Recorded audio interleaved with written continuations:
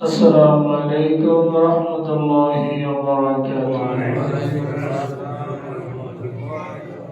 شكر আদায় করি মহান রব্বুল ইজ্জত ওয়াল জালালের শাহী দরবারে যে মহান আল্লাহ তাআলা পবিত্র মাহে শাবানের আজকের জুমার দিনে আমাদেরকে তার পবিত্র মসজিদে সালাতুল জুমা আদায়ের জন্য আসার তৌফিক দিয়েছেন সে মহান মুনির শুকর আদায় করি সকলেই পড়ে আলহামদুলিল্লাহ ربنا لك الحمد حمدا كثيرا طيبا مباركا فيه يا ربي لك الحمد كما ينبغي لجلال وجهك وعظيم سلطانك আমরা আল্লাহর শুকর আদায় করেছি আল্লাহ তাআলা কবুল করেন সকলে বলি আমিন আমিন প্রিয় মুসলিম আযম আজকে আমাদের আলোচনার বিষয় ঈমান ভঙ্গের কারণ আমরা ওযু ভঙ্গের কারণ শিখছি না নামাজ ভঙ্গের কারণ শিখছি না রোজা আসতেছে সামনে রোজা ভঙ্গের কারণ আছে তো আছে ঠিক সেভাবে ঈমান ভঙ্গের কারণ আছে আজকে ঈমান ভঙ্গের কারণ এই বিষয়ের উপরে 5টি পয়েন্ট আমি কথা বলবো ইনশাআল্লাহ এক নম্বর ঈমান আনার পরে বান্দা যদি আল্লাহর সঙ্গে শিরক করে তাহলে ঈমান ভেঙে যায় ঈমান নষ্ট হয়ে যায় কি করলে বলেন তো আল্লাহর সাথে শিরক করলে আল্লাহর সাথে শিরক করলে আল্লাহ পাক রব্বুল আলামিন এই বিষয়ে সূরা নিসা আয়াত নম্বর 48 আল্লাহ পাক রব্বুল আলামিন বলেন ইন্নাল্লাহা লা ইয়াগফিরু আন ইউশরাকা বিহি ওয়া ইয়াগফিরু মা দুনা যালিকা লিমান ইয়াশা আল্লাহ বান্দার সব গুনাহ মাফ করে দেন কিন্তু শিরকের গুনাহ আল্লাহ মাফ করবেন না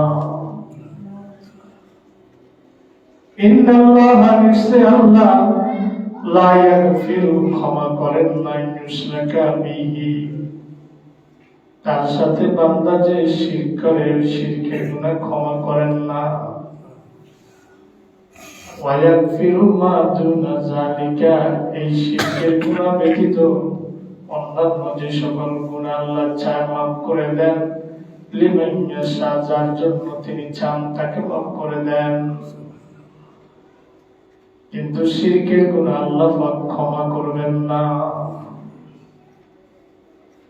সূরা বনী ইসরাঈল আয়াত নম্বর 39 আল্লাহ পাক বলেন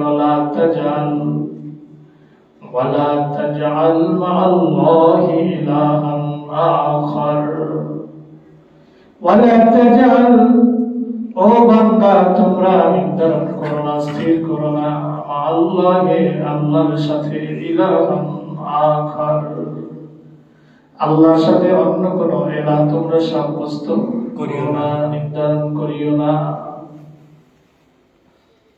যদি আল্লাহর সাথে অন্য কাউকে অংশীদার সাব্যস্ত করো ইলাহ হিসেবে সাব্যস্ত করো রিজিকদাতা সাব্যস্ত করো বিধানদাতা সাব্যস্ত করো আইনদাতা সাব্যস্ত করো তোমাকে সুস্থ করে দেওয়ার মালিক মনে করো বিপদ থেকে উদ্ধার করে দেওয়ার মালিক মনে করো জ্ঞান দেওয়ার মালিক মনে করো শুনে রাখো ফাতুলকা ফি জাহান্নামা মালুমা মাদহুরা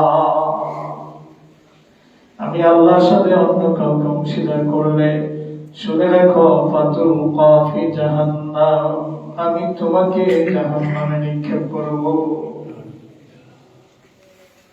ফাতুলকা ফি জাহান্নামা তোমাকে জাহান্নামে নিক্ষেপ করা হবে মালুমা মাদহুরা নিন্দিত এবং বঞ্চিত অবস্থায় সব রকমের কল্যাণ থেকে বঞ্চিত অবস্থায় নিন্দিত অবস্থায় তোমাকে জাহান্নামে নিক্ষেপ করা হবে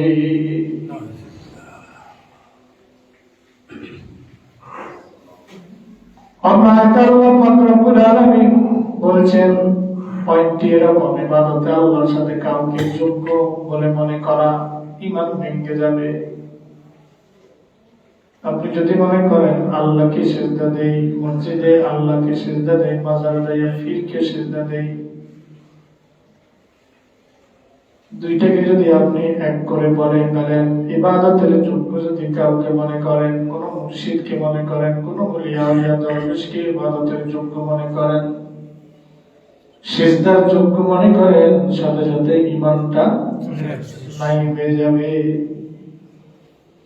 আল্লাহ পাক সূরা মুমিনুন 117 নম্বর আয়াতে আল্লাহ বলেন, আমাইয়াতু মা'আল্লাহি ইলাহান আখার লা বুরহানা লাহু বি ফাইন্নামা হিসাবুহু ইনদা রাব্বি ইন্নাহু লা ইফলিহুল কাফিরুন। আল্লাহু আকবার। আমাইয়াতু মা'আল্লাহি, যারা আল্লাহর সাথে আহ্বান করে, আল্লাহর সাথে ডাকে, আল্লাহর সাথে বন্দেগী করে, ইলাহান আখার, অন্য কোন ইলাহ, লা বুরহানা লাহু বিহি, যার ব্যাপারে তার কাছে কোনো দলিল নাই, কোনো প্রমাণ নাই। লাত, মানাত, উজ্জা, দেবদেবী, সরস্বতী, দুর্গা দেবী, এগুলো যে ইলাহ, এগুলো যে মাবুদ, এগুলো যে ঈশ্বর, এই ব্যাপারে কোনো দলিল আছে? কথা বলেন, আছে?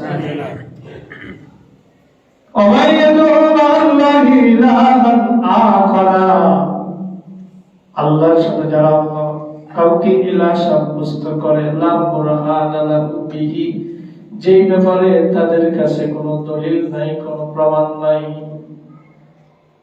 শুনে রাখো, ফাইন্নামা হিসাবুহু ইনদা রাব্বি, তার হিসাব কার কাছে? আল্লাহর কাছে। দিতে হবে তো?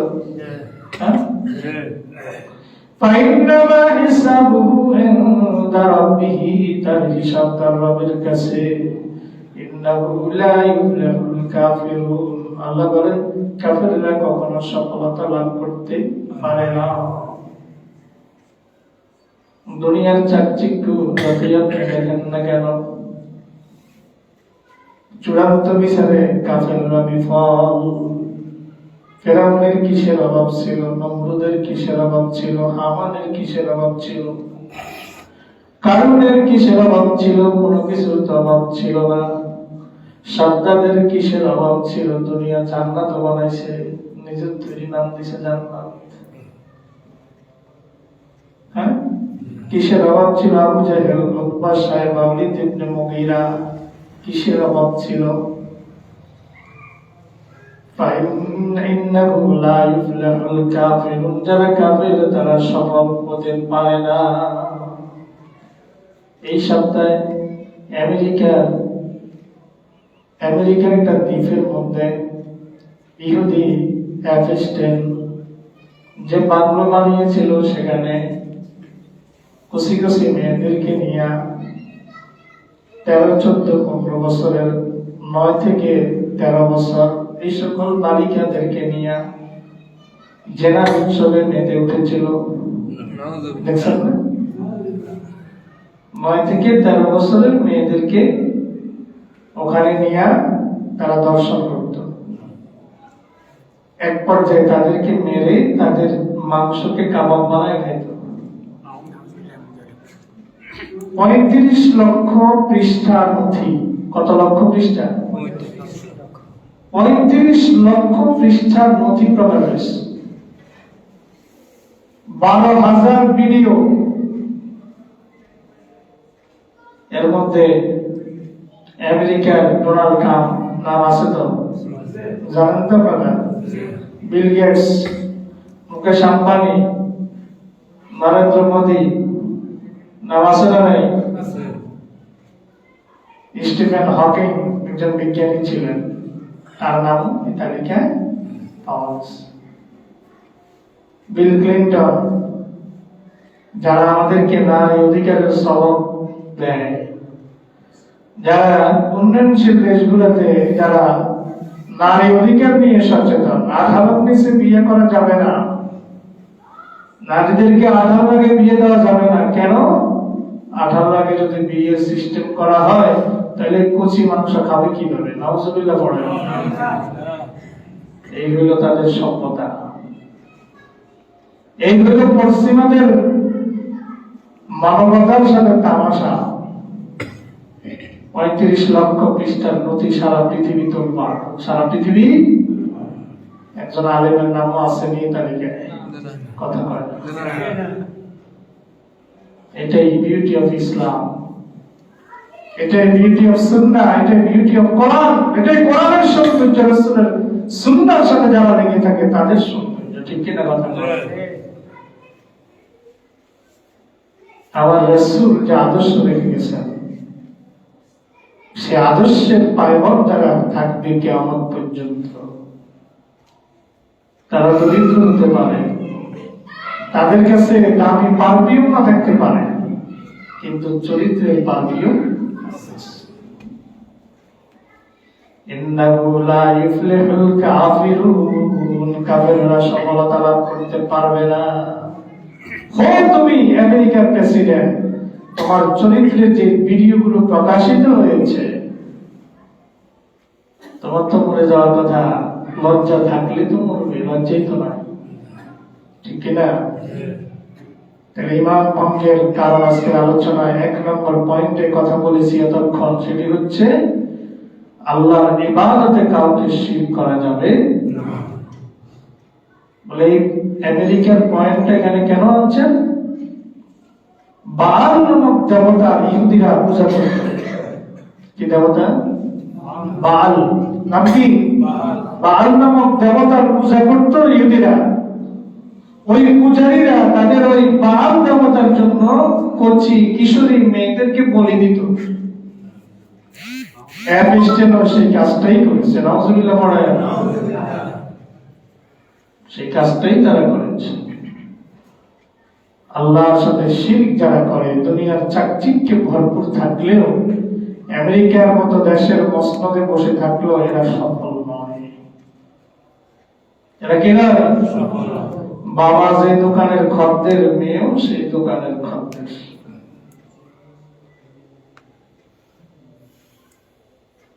টাউন যেখানে যায় তার মেয়েও সেখানে যায়। দেখছেন না আপনারা? মিডিয়া দেখছেন না? শুধু বটলেই আছেন, দেশ বিদেশে কি হয় এই খবর রাখতে হইব তো নাকি? এবার আসেন, চাওয়া যখন শুরু করবেন কার কাছে চাইবেন? আল্লাহ পাক রব্বুল আলামিন স্বয়ং নবীর শানে নাযিল করলেন, হে রাসূল আপনি বলে দিন, কুল্লা আমলিকু লিনাফসি নাফআন ওয়ালা দাররা ইল্লা মা শাআল্লাহ। সূরা আরাফ 188 নম্বর আয়াত। নবী হে আপনি বলে দিন, লা আমলিকু আমি মালিক নই, লিনাফসি আমার নিজের ব্যাপারে আমি মালিক নই, নাফআন কোন উপকারের, ওয়ালা দাররা কোন ক্ষতির, ইল্লা মাশাআল্লাহ তবে যা কিছু আল্লাহ চায়। আপনি বলে দেন, হে নবী আমি নিজের উপকার করার অথবা ক্ষতি করার মালিক নই। যেখানে নবীর সামনে এই কথা আসছে, আমি নবী চাইলেই আমি নিজের কোন উপকার করে নিতে পারি না, সেখানে আপনার নবী আপনাকে কি দিবে বলেন? কথা কন না। আল্লাহর পরে সবচেয়ে ক্ষমতাবান পৃথিবীতে দ্বিতীয় যিনি, তিনি কে? মুহাম্মদ। হাসরের ময়দানে কথা কয় না কেন? মুহাম্মদ।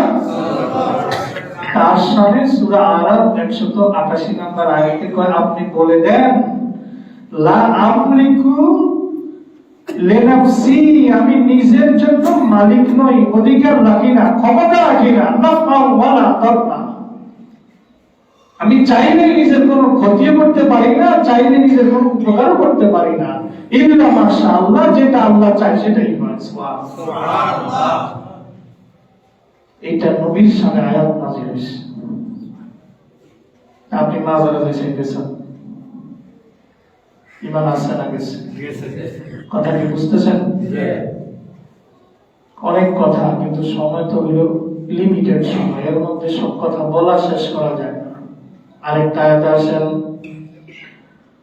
সূরা আনআম 17 থেকে 18 নম্বর আয়াত আল্লাহ বলেন আয়ামসাসকাল্লাহু বিদুররিন ফালা কাশিফা লাহু ইল্লা হু ওয়া ইয়ামসাসকা বিখাইরিন ফাহুয়া আলা কুল্লি শাইইন কাদির। নবী আপনি বলে দিন, আয়ামসাসকাল্লাহু বিদুররিন, যদি কোনো অনিষ্টতা তোমাকে স্পর্শ করে, তোমার যদি কোনো মুসিবত তোমাকে স্পর্শ করে, ফালা কাশিফা লাহু ইল্লা হু, আল্লাহ ব্যতীত তোমার বিপদ দূর করনে ওয়ালা আর কেউ নাই।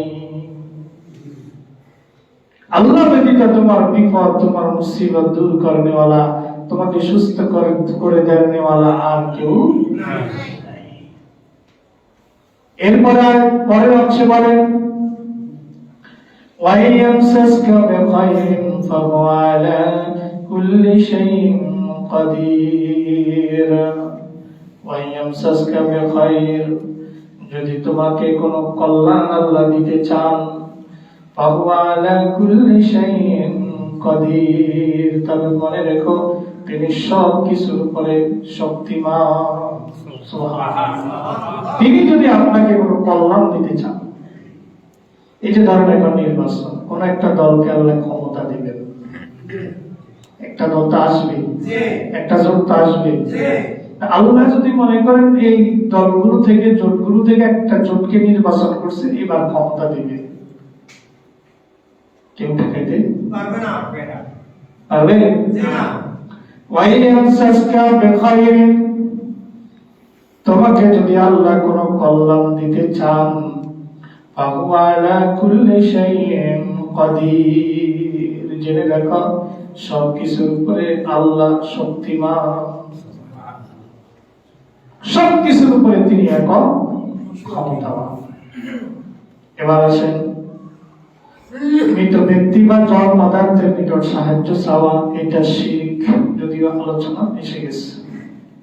তারপর একটা দলিল দেয়, وَمَنْ أَضَلُّ مِمَّنْ يَدْعُو مِنْ دُونِ اللَّهِ مَنْ لَا يَسْتَجِيبُ لَهُ إِلَى يَوْمِ الْقِيَامَةِ وَهُوَ عَنْ دُعَائِهِمْ غَافِلُونَ। সূরা আহকাফ আয়াত নম্বর 5। সূরা আহকাফ শব্দের অর্থ বালুর পাহাড়, বালুর পাহাড় মরুভূমিতে দেখা যায়। কোথায়? মরুভূমিতে। আল্লাহ বলেন ওমান আদাল্লা মিম্মা ইয়াদউ মিন দুনিল্লাহ, তার চেয়ে বড় পথভ্রষ্ট কে আছে যে আল্লাহকে বাদ দিয়া অন্য কাউকে ডাকে। তার চেয়ে বড় পথভ্রষ্ট আর কি আছে যে আল্লাহকে বাদ দিয়া অন্য কারো কাছে সাহায্য চায়, অন্য কাউকে ডাকে। এরপরে আরো চমৎকার কথা আল্লাহ বলতেছেন।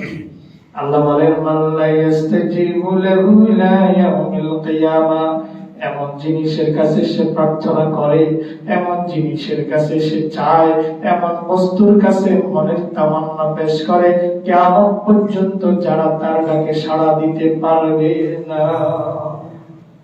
মাটির মূর্তি, পাথরের মূর্তির কাছে আপনি যতই দুধ কলা নিয়ে সামনে রাখেন, যতই তাকে কুর্নিশ করেন, তার পায়ে সিজদা করেন, আল্লাহ বলেন কিয়ামত পর্যন্ত তুমি এভাবে করতে থাকবে। মাল্লা ইয়াস্তাজিবু লাহু ইলা ইয়াউমিল কিয়ামা, কিয়ামত পর্যন্ত এগুলো তোমার ডাকে সাড়া দিতে পারবে না।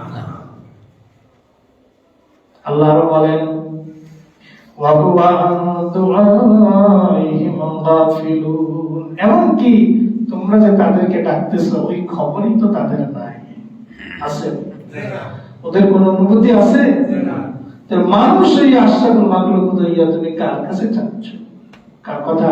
আল্লাহর কথা। এজন্য রাসূল বলেছেন ইজা সাআলতা ফাসআলিল্লাহ, যখন তুমি কিছু চাইবা আল্লাহর কাছে চাও।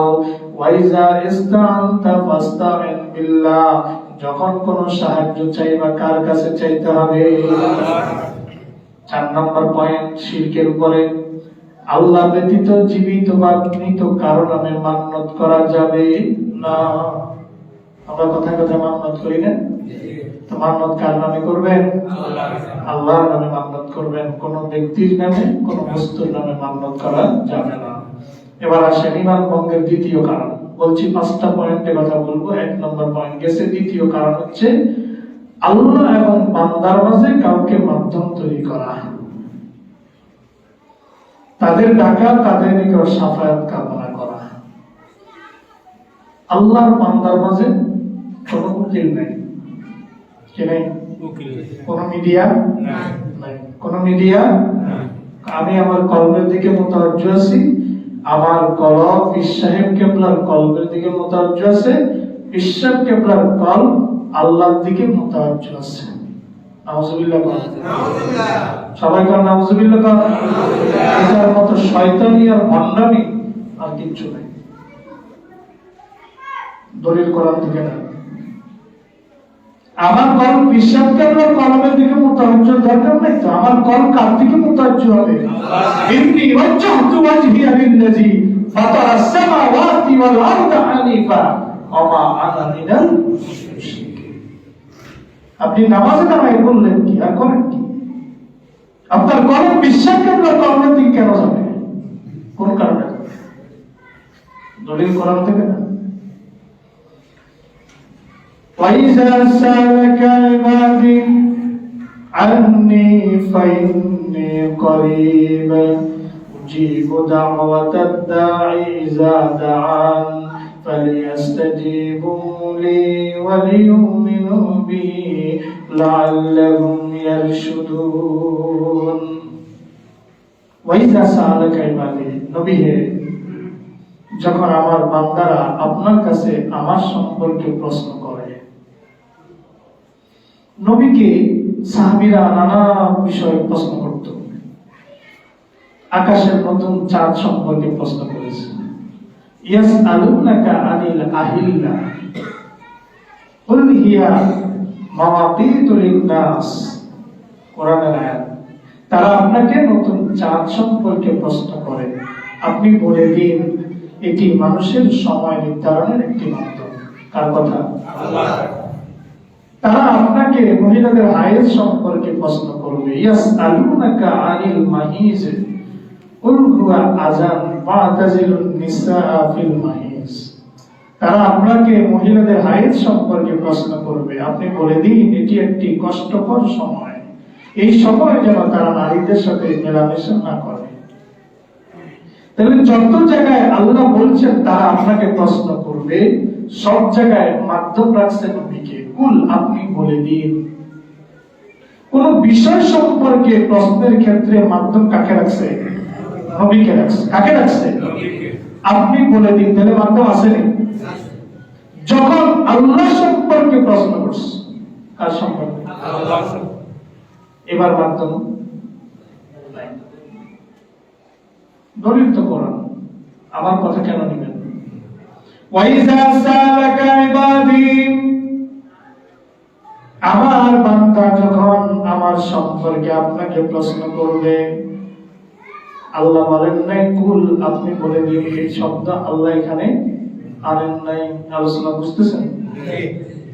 সরাসরি আল্লাহ নিজে বলেন উজিবু দাওয়াতাদ দাঈ ইযা দাআন। বান্দা যখন আমাকে ডাকে, আমি বান্দার ডাকে সাড়া দেই। ফালিয়াস্তাজিবু লি ওয়ালিউমিনু বি, বান্দা যেন আমার ডাকে সাড়া দেয় আর আমার প্রতি বিশ্বাস স্থাপন করে। লাআল্লাহুম ইয়ারশুদুন, তবেই তারা হেদায়েত প্রাপ্ত হবে। তাহলে এখানে আল্লাহ কোন মিডিয়া রাখেন নাই। আমরা নামাজে দাঁড়ায় আল্লাহকে বলি ইয়াকা না'বুদু ওয়া ইয়াকা নাস্তাঈন। সবচেয়ে শ্রেষ্ঠ প্রার্থনা সূরা ফাতিহা, সবচেয়ে শ্রেষ্ঠ দোয়া সূরাতুল ফাতিহা। ওখানে কোন জায়গায় নাই নবী আপনি বলে দেন ইহদিনাস সিরাতাল মুস্তাকিম সিরাতাল্লাযীনা আন'আমতা আলাইহিম, কোন কুল নাই। ইয়াকা না'বুদু ওয়া ইয়াকা নাস্তাঈন, কুল শব্দ নাই। as-salatu munajatu li rabbil alamin, নামাজটা হচ্ছে বান্দার সাথে আল্লাহর সরাসরি কথোপকথন। হাদিসের মধ্যে এসেছে যখন আল্লাহর সামনে বান্দা নামাজে দাঁড়ায় পড়ে আলহামদুলিল্লাহি রব্বিল আলামিন। সাথে সাথে আল্লাহ ডাক দেন, ডাক দিয়ে বলেন হামিদানি আব্দি, আমার বান্দা আমার প্রশংসা করেছে। বান্দা যখন বলে আর রহমানির রহিম, আল্লাহ ডাক দিয়ে বলে আসনা আলাইয়া আব্দি, আমার বান্দা আমার গুণকীর্তন করেছে। বান্দা যখন বলে মালিকি ইয়াউমিদ্দিন, আল্লাহ ডাক দিয়ে বলে মর্যাদানি আব্দি, আমার বান্দা আমাকে মর্যাদা দিয়েছে। বান্দা যখন বলে ইয়াকা নাবুদু ওয়া ইয়াকা নাস্তাইন, আল্লাহ ডাক দিয়ে বলে হাযা বাইনি ওয়া বাইনা আব্দি ওয়া লি আব্দি মা সালা, এটা আমার আর বান্দার বিষয়, বান্দার জন্য যা তাই রয়েছে, যা বান্দা চায়। আপনি আলহামদুলিল্লাহ বলার সাথে সাথে জবাব আরশ আজিম থেকে চলে আসে। সুবহানাল্লাহ। কোন মিডিয়া আছে না। তাহলে দ্বিতীয় পয়েন্ট হচ্ছে আল্লাহ এবং বান্দার মাঝে কাউকে মাধ্যম তৈরি করা, এটা শিরক। এটা কি শিরক? এখন প্রশ্ন, হুজুর আপনি কি আপনার বিশ্বের কাছে যাইতে নিষেধ করেন না? যাইতে নিষেধ করি না। একজন আলেমের কাছে যাও, একজন পীরের কাছে যাও, শিক্ষার জন্য, এলেমের জন্য অবশ্যই যাবেন, কিন্তু শিরক হয় এমন জিনিস থেকে দূরে থাকবেন। ঠিক আছে কথা? ফি আউলিয়া ধর্মই মাতৃভূমি, তাদের মাধ্যমে দেশে ইসলাম আসছে। তাদেরকে আমি ইগনোর করতেছি না, অস্বীকার করতেছি না, আপনাদেরকে ডিসকারেজও করতেছি না যে তাদের কাছে যাবেন না, অবশ্যই যাবেন, আগের থেকে বেশি যাবেন, কিন্তু সেটা কোরআন হাদিসের আলোকে যতটুকু ততটুকু, এর বেশি কথা। মেসেজ ক্লিয়ার আপনাদের? এবার আসেন, এই পয়েন্টটা আরো অনেক দলিল আছে, কিন্তু এত দলিল দেওয়ার সময় আমার নাই, সময় আমার প্রায় শেষ পর্যায়ে চলে এসেছে। 3 নম্বর, ঈমান ভঙ্গের কারণ। যদি কোনো মুসলিম মুশরিকদেরকে কাফের মনে না করে, আপনি যদি মনে করেন যে মুসলমানরা যারা ভালো তারাও জান্নাতে যাবে, কাফের যারা ভালো, হিন্দু বৌদ্ধর মধ্যে অনেক ভালো মানুষ আছে, এরা কারো ক্ষতি করে না, হকালালি চলে, ভালো চলে, সুদ ঘুষ খায় না, হিন্দু লোক সুদ ঘুষ খায় না, এরাও জান্নাতে যাবে। আপনার জান্নাতে যাওয়ার দরকার নেই, আপনিও তার মতো বেঈমান হয়ে গেছেন। কথা কি বোঝা গেছে? পয়েন্ট 3 নম্বর, ভালো করে খেয়াল করবেন। যদি কোনো মুসলিম মুশরিকদেরকে কাফের মনে না করে, অথবা তাদের কুফরির ব্যাপারে সন্দেহ পোষণ করে, অথবা তাদের মতবাদ সমূহ সঠিক মনে করে, তাদের মতবাদ সঠিক মনে করে, আপনি কাফের, আপনার ঈমান সাথে সাথে নাই হয়ে যাবে। এই 3 শ্রেণীকে যারা কাফের মনে করবে না, ইমাম ইবনে তাইমিয়া রাহিমাহুল্লাহ তিনি ইজমা উল্লেখ করেছেন। ইজমা, সাহাবীদের ইজমা, উম্মতের ইজমা উল্লেখ করেছেন তার কিতাবের মধ্যে। কি বলেছে? মান শাক্কা ফি কুফরিল ইয়াহুদি ওয়ান নাসারা ওয়াল মুশরিকিনা ফাইন্নাহু কাফির। যে ইহুদি, নাসারা এবং মুশরিক, মুশরিক বলতে এখানে হিন্দুদেরকে বোঝানো হয়েছে, ইহুদি, নাসারা, মুশরিকদেরকে যে কাফের মনে করবে না, সে নিজে একটা কাফের। কাজী ইলিয়াস রাহমাতুল্লাহ আলাইহি এই ব্যাপারে ইজমা উল্লেখ করেছেন। তিনি বলেন, মান লাম ইয়াকফুর আহাদান মিনান নাসারা ওয়াল ইয়াহুদ ওয়া তারাদ্দাদা ফি কুফরিহিম আও শাক্কা ফাইন্নাহু কাফির। যে ব্যক্তি নাসারা মানে খ্রিস্টান, ইহুদিদের তাকফীর করে না এবং তাদের ব্যাপারে দ্বিধা বা সন্দেহ পোষণ করে, সে নিজেই কাফের। ইমাম কাজী ইলিয়াস আশ-শিফা নামক কিতাবের মধ্যে লিখেছেন, খণ্ড নম্বর 2, পৃষ্ঠা নম্বর 281। এবার আসেন আল্লাহ কি বলছেন সূরা তাওবা থেকে দলিল নেন। এতক্ষণ তো উম্মতের ইজমা বললাম, এবার সূরা তাওবা থেকে দলিল নেন। আল্লাহ বলেন, ইন্নাল্লাহা বারিউম মিনাল মুশরিকিনা ওয়া রাসূলুহু, আল্লাহ এবং তার রাসূল মুশরিকদের থেকে মুক্ত, এদের সাথে আল্লাহ এবং তার রাসূলের কোনো সম্পর্ক নাই। আল্লাহ নিজে বলতেছেন আল্লাহ এবং তার রাসূলের মুশরিকদের সাথে কোনো সম্পর্ক নাই। সূরা তাওবা আয়াত নাম্বার 3। আপনি তাদেরকে কেন কাফের মনে করলেন না? সুতরাং আপনি যদি তাদেরকে কাফের মনে না করেন, আপনি নিজে কাফের। আপনি যদি মনে করেন তারাও জান্নাতে যাবে, আপনি কাফের। আপনি যদি মনে করেন কিয়ামতে তাদের জন্য রাসূল সুপারিশ করবে, আপনি কাফের। আপনি যদি মনে করেন তারা মুসলমানদের থেকে ভালো, আপনি কাফের। যারা আল্লাহর সাথে শিরক করে, এরা মুসলমান থেকে নামাজ কম পড়তে পারে, রোজা কম থাকতে পারে, মিথ্যা কথা বলতে পারে, কিন্তু আল্লাহকে এক বলে স্বীকার করে। আল্লাহর সাথে কাউকে শরীক করে না, এই লোকটা নামাজ কম হোক, সে জুয়াখোর হোক, সে মদখোর হোক, সে জেনা করো, কিন্তু আল্লাহর সাথে শিরক করে না, ওই লোকটাও একটা ভালো হিন্দু থেকে ভালো। কথা কি বুঝতেছে? কথাবার্তা হিসাব করে করবেন। কিছু কিছু মানুষ কিয়ামতের দিন জান্নাতে চলে যাবে শুধুমাত্র ঈমানের কারণে, তার আমলনামায় কোনো নেক নাই, একটা নেকিও নাই, কোনো নেক নাই, গুনার গুনাহ, গুনার গুনাহ, গুনার পাহাড় তার আমলনামায়, তার নেক শূন্য, কিন্তু সে আল্লাহর সাথে কাউকে শিরক করে না। ওই লোকটার জন্য রাসূল কিয়ামতে শাফায়াত করবে। আমি মুখস্থ কথাটা, দলিল আছে, দলিল ছেড়ে আমি দলিল দিয়ে দিব হাদিস থেকে, কোরআন থেকে। সে জাহান্নামে জ্বলবে, কোটি কোটি বছর জ্বলবে, কিন্তু একটা সময় সে কোথায় থাকবে? জান্নাতে চলে যাবে।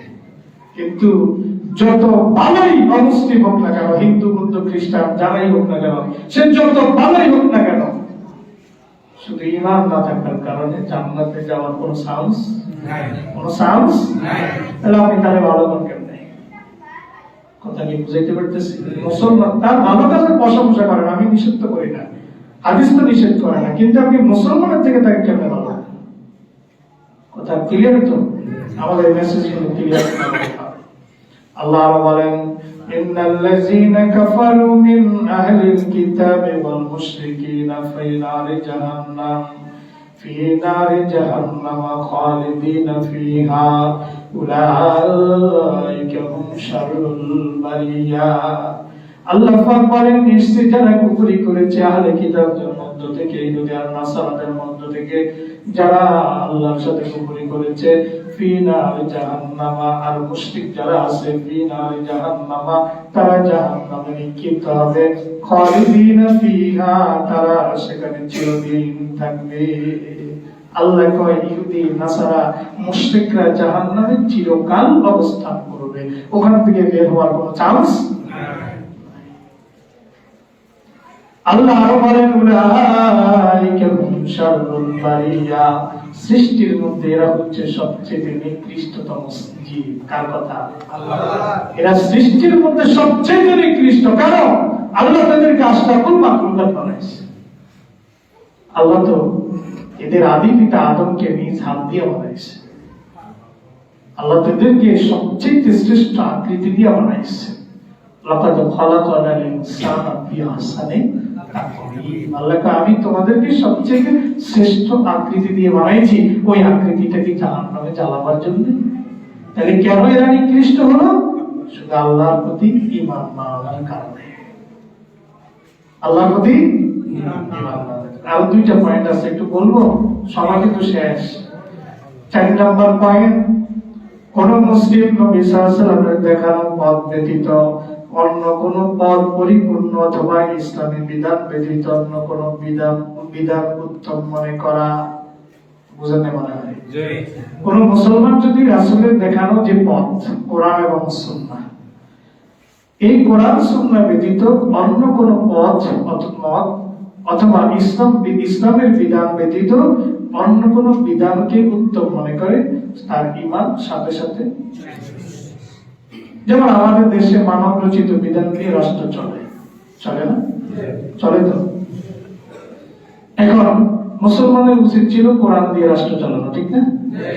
এখন আমাদের দেশে নাই। এখন আপনি দেশের অধিকাংশ মানুষ এখনো কোরআনের বিধান চায় না, বিধায় কোরআন বাস্তবায়ন হয়নি, এটাই তো সঠিক কথা।